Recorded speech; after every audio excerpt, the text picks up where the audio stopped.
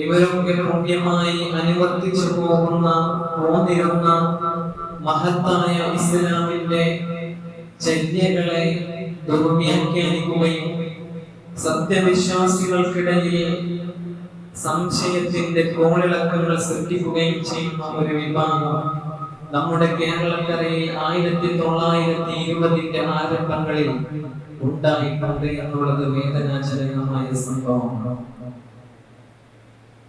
അല്ലാഹുവിന്റെ വിശുദ്ധമായ ഖുർആൻ പറയുന്നുണ്ട്, ഞാൻ തുടക്കത്തിൽ ഓതി വെച്ച ആയത്താണ്, യാ അയ്യുഹല്ലദീന ആമനൂ, ഏ സത്യവിശ്വാസികളെ, അത്തീഉല്ലാഹ, നിങ്ങൾ അല്ലാഹുവിനെ വഴിപ്പെടണേ, വഅത്തീഉർ റസൂല, അല്ലാഹുവിനെ വഴിപ്പെടുക എന്ന് പറഞ്ഞാൽ അല്ലാഹുവിന്റെ വിശുദ്ധമായ ഖുർആൻ നിങ്ങൾ അനുസരിക്കണം.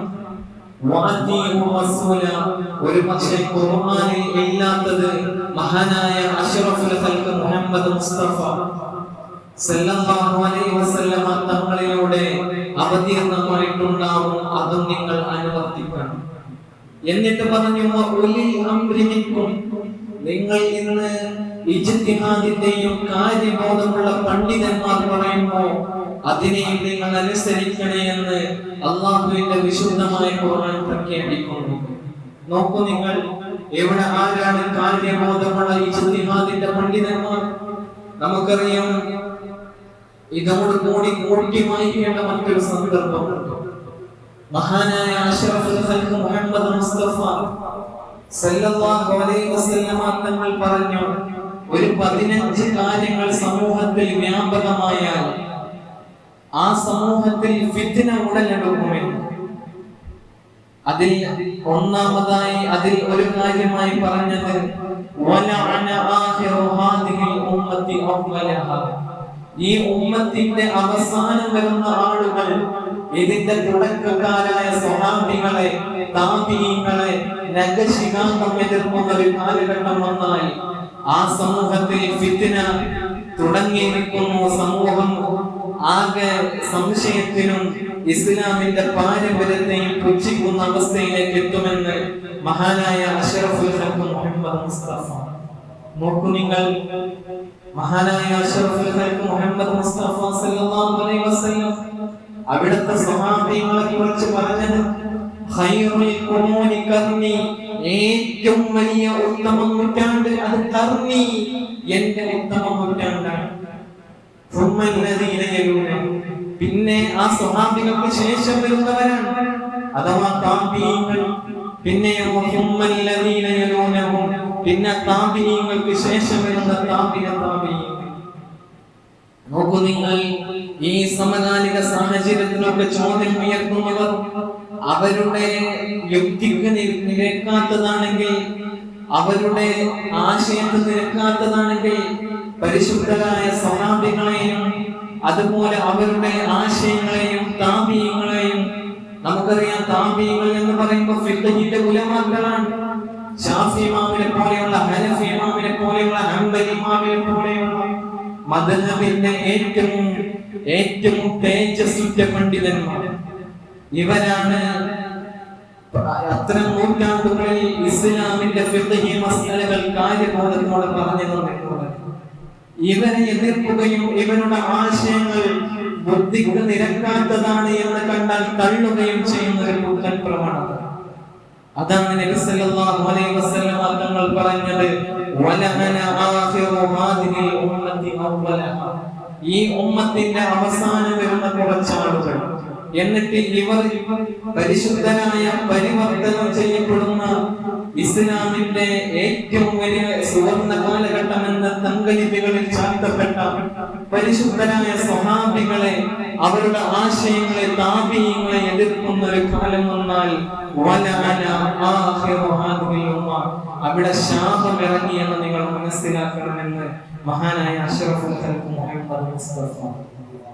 എന്റെ പ്രിയപ്പെട്ടവരെ, നമുക്കറിയാം, നമ്മൾ പരമ്പരാഗതമായി നിലനിന്ന് പോരുന്ന മാലമൗലിദുകൾ, സ്വലാത്ത് മജ്ലിസുകൾ, മഹാന്മാരായ ഔലിയാക്കന്മാരുടെ കബറിടങ്ങളിൽ പോയി അവരെ മുൻനിർത്തി അല്ലാഹുവിനോട് സഹായം ചോദിക്കും. നബിദിനം വരുമ്പോൾ ആ നബിദിനത്തിന്റെ ഭാഗമായി നബി തങ്ങളുടെ മതങ്ങൾ നമ്മുടെ പിഞ്ചോമനകൾ പാടി പറഞ്ഞ് അതിനെ പുകഴ്ത്തും. ഇതൊക്കെ പുത്തൻവാദമാണ്, നബി തങ്ങൾ ചെയ്യാത്തതാണ് എന്ന് പറഞ്ഞ് വാമൂലകമായി കടന്നു വരും. എന്നാലോ നോക്കൂ നിങ്ങൾ, സ്വന്തം മകളുടെ ജന്മദിനത്തിന് അവിടെ അല്ലെങ്കിൽ സ്വന്തം ഭാര്യയുടെ ജന്മദിനത്തിന് സർപ്രൈസ് കൊടുക്കുക, അതിന് മിഠായി കേക്ക് മുറിക്കുക, ഇത് നബി തങ്ങൾ ചെയ്തിട്ടുണ്ടോ?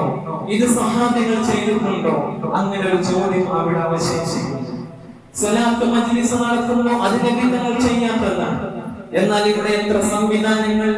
അതുപോലെ നമുക്കറിയാം, ഇതൊക്കെ പരിശോധിച്ചു നോക്കുമ്പോൾ അവിടെയൊക്കെ നമ്മൾ ഈ പരിശുദ്ധനായ സലഫു സ്വാലിഹീങ്ങളായ പണ്ഡിതന്മാരുടെ ആശയങ്ങളെ എതിർക്കുന്ന ഒരു കാലഘട്ടത്തിലാണ് നമ്മൾ ജീവിച്ചുകൊണ്ടിരിക്കുന്നത്. എന്റെ പ്രിയപ്പെട്ടവരെ, അതുകൊണ്ട് ഇവരുടെ പ്രധാനപ്പെട്ട ഒരു അജണ്ട എന്ന് പറയുന്നത് സ്വഹാബത്തിനെ തള്ളിക്കളയുവാനുള്ളതാണ്. അല്ലാഹു അത്തരം തിന്മകളിൽ നിന്ന്, ചിന്തകളിൽ നിന്ന്, ധാരണകളിൽ നിന്ന് അല്ലാഹു നമ്മുടെ പൊതുസമൂഹത്തിനെയും അല്ലാഹു കാത്തുരക്ഷിക്കട്ടെ എന്ന് ആത്മാർത്ഥമായി ദുആ ചെയ്യുകയാണ്. എന്റെ പ്രിയപ്പെട്ടവരെ, മറ്റൊരു വിപത്തി എന്ന് പറയുന്നത് പാരമ്പര്യത്തെ പുച്ഛിക്കലാണ്. നമ്മുടെ സമൂഹത്തിൽ തുടർന്നു വരുന്ന നന്മകൾ നോക്കൂ നിങ്ങൾ. നബി തങ്ങളുടെ മേൽ ഒരു മയ്യിത്ത് മരണപ്പെട്ട് കിടക്കുമ്പോൾ മയ്യിത്തിന്റെ അടുക്കൽ യാസീൻ ഓതാൻ പാടില്ല, മയ്യിത്തിന് വേണ്ടി ദുആ ചെയ്യാൻ പാടില്ല എന്നൊക്കെ പറഞ്ഞ് ഒരു മയ്യിത്തിന് നന്മ ലഭിക്കുന്നത് പോലും വളരെ പുച്ഛമായി തള്ളിക്കളയും. മഹാനായ അഷ്റഫുൽ ഖൽഖ് മുഹമ്മദ് മുസ്തഫ സല്ലല്ലാഹു അലൈഹി വസല്ലം തങ്ങളും ഒരു സഹാബിയും കടന്നു പോകുമ്പോഴാണ് ഒരു ഖബറിന്റെ അരികിലെത്തി നബി തങ്ങൾ ഒരു പച്ച മരത്തെ പച്ച തൈ നടുന്നത്. എന്നിട്ട് നബി സല്ലല്ലാഹു അലൈഹി വസല്ലം തങ്ങൾ പറയുന്നുണ്ട്, ഇതിന്റെ തസ്ബീഹ് താഴെ കിടക്കുന്ന മയ്യത്തിന് ഉപകാരം ചെയ്യപ്പെടുമെന്ന്. നോക്കൂ നിങ്ങൾ, കേവലം ബുദ്ധിയും ചിന്തയും ശേഷിയും ഇല്ലാത്ത ഒരു പച്ച വൃക്ഷത്തിന്റെ പച്ച തൈന്റെ ആ തസ്ബീഹ് തഹ്ലീൽ ഖബറിൽ കിടക്കുന്ന മയ്യത്തിന് ഉപകാരപ്പെടുമെന്ന് മഹാനായ അഷ്റഫുൽ ഖൽഖ് മുഹമ്മദ് മുസ്തഫ. ആ സമയത്ത് ബുദ്ധിയും ചിന്തയും ഒരു കുടുംബനാഥന് വേണ്ടി മക്കൾ അനുവർത്തിച്ചു പോരുന്ന ആ നന്മകൾ എന്തുകൊണ്ടും ഈ മകന്റെ പിതാവിന്റെ ഖബറിലേക്ക് എത്തുമെന്ന് അവിടെ ഒരു സംശയത്തിന്റെ നഖശിഖാന്തം എതിർപ്പില്ലാതെ നമുക്ക് സമൂഹത്തിനോട് പറഞ്ഞു കൊടുക്കാൻ കഴിയുമെന്നുള്ളതാണ്. എന്റെ പ്രിയപ്പെട്ടവരെ, മറ്റൊന്നാണ് ഇമാമുമാരെ നിന്ദിക്കുക. മഹാന്മാരായ ഇമാമുമാർ, ഫിഖ്ഹ് പണ്ഡിതന്മാർ, കർമ്മശാസ്ത്രത്തിന്റെ ഫിഖ്ഹ് പണ്ഡിതന്മാർ. നോക്കൂ നിങ്ങൾ, ഞാൻ തുടങ്ങി വെച്ച ആയത്തിൽ യാ അയ്യുഹല്ലദീന ആമനൂ, ഏ സത്യവിശ്വാസികളെ, അത്തീഉല്ലാഹ വറസൂല, നിങ്ങൾ അല്ലാഹുവിനെ അനുസരിക്കണം, വഅതീഉ റസൂല, റസൂലിനെയും പിൻപറ്റണം. എന്നിട്ട് ശേഷം പറഞ്ഞത് വഉലിൽ അംരി മിൻകും, നിങ്ങളുടെ സമൂഹത്തിൽ ഇജ്തിഹാദിന് കഴിവുള്ള പണ്ഡിതന്മാരുണ്ടെങ്കിൽ അവരെ പിൻപറ്റണം. ഒരു പക്ഷേ നോക്കൂ നിങ്ങൾ, നിസ്കാരം 5 വക്താണ് എന്ന് നമുക്ക് ഖുർആനിൽ കാണാൻ സാധിക്കും.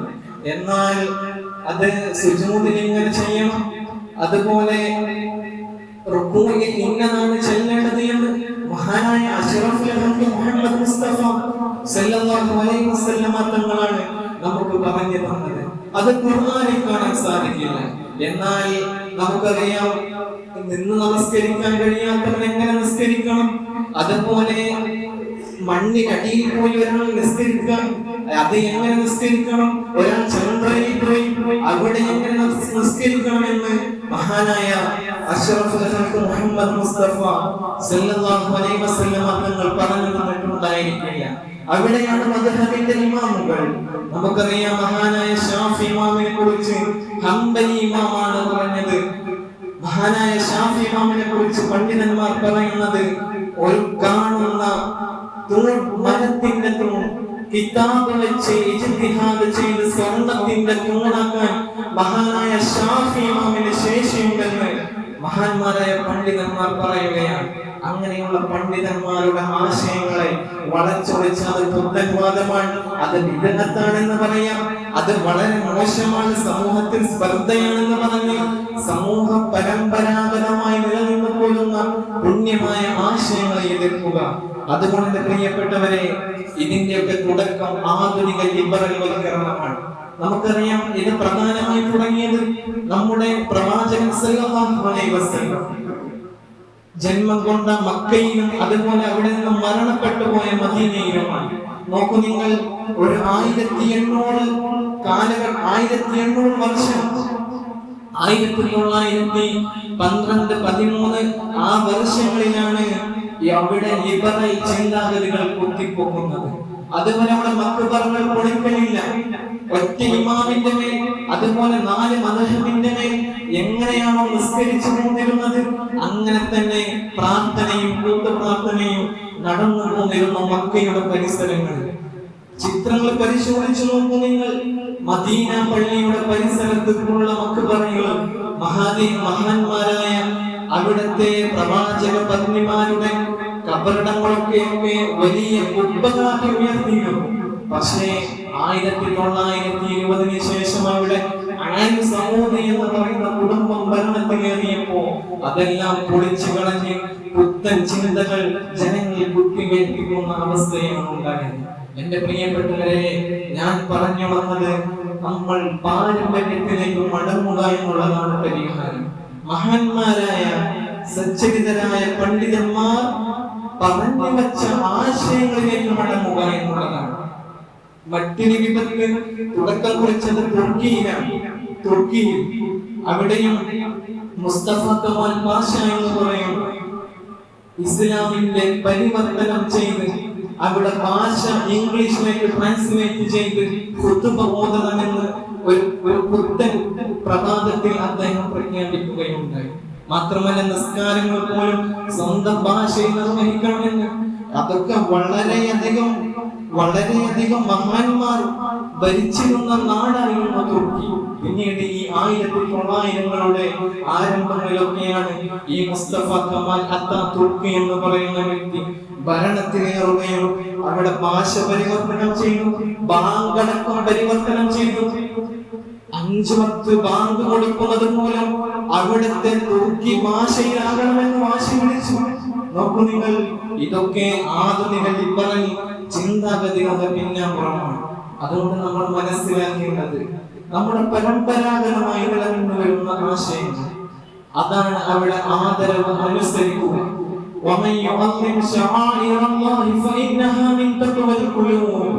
നമുക്ക് പാരമ്പര്യത്തിലേക്ക് മടങ്ങാം.